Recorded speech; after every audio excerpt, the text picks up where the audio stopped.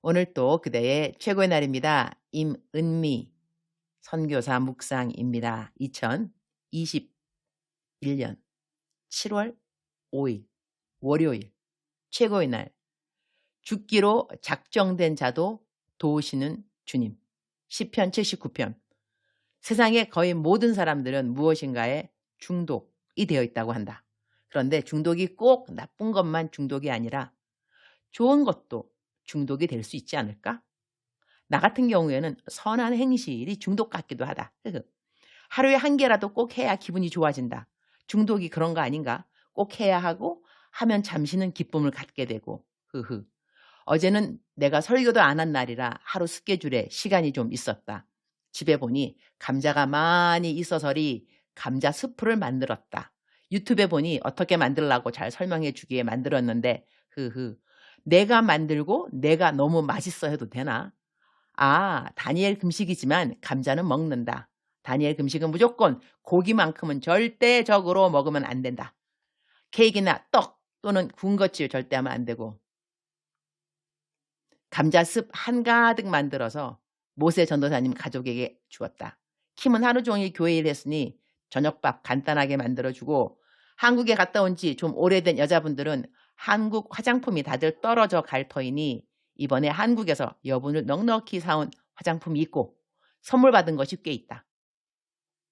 그거이 갖다 줄 백에 따로따로 다 챙기고 이렇게라도 하루에 적어도 한 가지 착한 일을 해야 하루를 잘 보낸 것 같은 기분이 든다.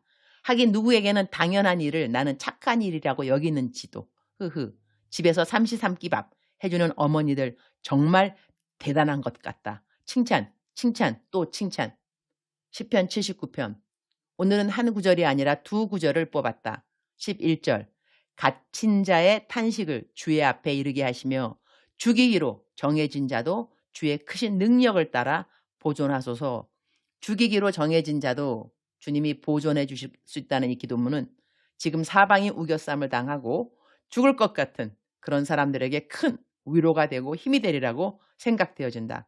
며칠 전에 나는 어떤 사람을 도와주었는데 그 사람은 다른 나라에 있었고 한국으로 돌아오기에는 너무나 열악한 상황이었는데 어떻게 무사히 그 나라를 벗어나서 한국으로 들어왔다. 나는 그날 왠지 그 사람에게 연락을 하고 싶은 마음이 들어서 연락을 했는데 마침 그 사람이 한국을 떠나려고 노력하고 있는 그 시간이었던 것 같다. 어떻게 내가 연락을 했냐고 무척 놀라하면서 감사해하기도 했다. 그 사람은 한국 공항에 도착했고 보이스 피싱으로 어마어마한 돈을 잃게 된 것을 알게 되었다. 정말 사방이 우겨쌈을 당하고 질식할 것 같은 상황이 아니었을까? 그러나 그 사람은 꿋꿋하게 믿음을 고백하였고 하나님이 하실 일을 기대한다고 했다. 나는 내가 할 수 있는 최선을 다해 그 사람이 당한 상황에서 조금이라도 숨통을 틀 수 있는 일을 해주었다. 그 사람은 그 일이 자기가 만난 기적의 일이라고 하였고 지금 자가격리 기간인 것 같은데 열심히 기도하고 있는 것 같다. 그 사람을 보면서 느낀 것은 하나님은 우리가 암만 어려운 상황에 있어도 우리를 돌보는 길을 아시는구나 였다. 12절. 주여 우리 이웃이 주를 비방한 그 비방을 그들의 품에 7배나 갚으소서. 우리의 이웃이 까닭 없이 비방한 적이 있는가? 이 성경 구절은 남편이 얼마 전 해준 이야기를 얼른 기억하게 해준다. 우리 교회는 우리 옆집 할머니가 살아계실 때 자기 집 옆에 당신 땅을 우리에게 주어서 교회를 짓게 해주셨다. 그런데 할머니 돌아가시고 그 할머니의 아들이 할머니 집으로 이사 왔는데 얼마나 우리 교회를 핍박하는지. 우리 교회는 찬송도 크게 못한다. 이 이웃이 하도 우리 보고 시끄럽다고 해서 예배 시간이 길면 길다고 뭐라고 한다. 남편은 정말 지겹도록 이 아들로부터 잔소리 비방을 들었던 것 같다. 그런데 며칠 전 남편이 그런다. 그 아들이 집 팔고 이사를 간다고 이사 가는 곳은 노인 요양원이라고 한다. 그렇게 우리 교회를 비방하더니 그냥 하루아침에 사라지는 사람이 되었다고 남편이 말한다. 이 사람 말고도 우리를 지독하게 비방한 사람이 있다. 그런데 그 사람도 어느 날 갑자기 사라진 사람이 되었다. 이런 일들을 겪으면 생각나는 유머가 하나 있다. 어떤 할아버지가 오래오래 장수하였는데 어느 기자가 와서 인터뷰를 하면서 그렇게 오래 사는 동안에 분명히 할아버지를 욕하는 사람들도 있었을 텐데 그런 사람들에게는 어떻게 대응했나요? 라는 질문을 했다고 한다. 할아버지가 대답하시기를 그냥 아무 말 안 하고 가만히 있었더니 어느 날 보니 다 나보다 먼저 갔어요. 하면서 웃으시더란다. 주님 오늘 또 최고의 날입니다. 오늘은 어느 사람이 생각납니다. 갇힌 자의 탄식 같은 탄식을 하고 있지나 않은가 그런 생각이 듭니다. 곧 연락해 보도록 해야겠습니다. 세상의 모든 어려운 사람을 다 도울 수는 없지만 그래도 하루에 한 사람이라도 도울 수 있다면 1년에는 365명을 도울 수 있습니다. 주님이 인도하시는 대로 잘 인도받아서 도움받는 한 사람 한 사람이 더더욱 주님을 사랑하고 의지하는데 제가 도구가 되게 하여 주옵소서. 우리 옆집 아들 되는 분 요양소에 가서 편안한 시간 되도록 도와주시고 이제 더 이상 교회 비방 안 해도 되니 마음도 평안하도록 도와주옵소서. 오늘 저는 쌤 오피스에 가서 이런저런 일들을 해야 합니다. 오늘 맡겨진 저의 모든 사역 위에 기쁨과 감사와 일의 능력을 주님이 허락하여 주옵소서. 주님 사랑합니다. 주님 감사합니다. 오늘도 우리 주님 저를 보시면서 하루 종일 기쁘시면 참 좋겠습니다. 사랑하는 그대여, 사랑하는 그대여, 출석 부르고 있습니다. 대답하고 계시죠? 사랑하는 그대여. 사랑하는 그대가 오늘 어떠한 환경인지 저는 알 수가 없습니다. 그러나 하나님은 알고 계시지요. 한국말에 고사성어에 사면초가라는 말이 있습니다. 사방으로 다 둘러쌈을 받았다는 것이죠. 우겨쌈을 당했는 거. 누구를 찾아가야 되는지 도움 받아야 될 거 너무 많이 있지만 누가 나를 도와줄 수 있는지 정말 막막하기 짝이 없는 그러한 상황. 물론 저희들이 위로받는 말은 이런 말이 있죠. 사방이 다 우겨쌈을 당하게 되면 모든 문이 막혀버리면 하늘 문이 열린다. 전 이 말 너무 좋은 것 같습니다. 모든 문이 다 막혀버리면 사방에 있는 모든 문이 다 막혀버리면 하늘 문이 열린다. 하나님은 우리가 죽기로 작정된 자의 자리에 있을지라도 하나님은 우리를 보존하는 능력이 있다고 오늘 성경 말씀에 저희들에게 위로와 격려와 힘이 되는 말씀을 주고 계십니다. 죽기로 작정된 자란 죽기로 작정됐다는 것은 정말 어떠한 상황에 있는지 상상이 가시죠. 죽을 수밖에 없는 상황, 죽을 수밖에 없는 상황.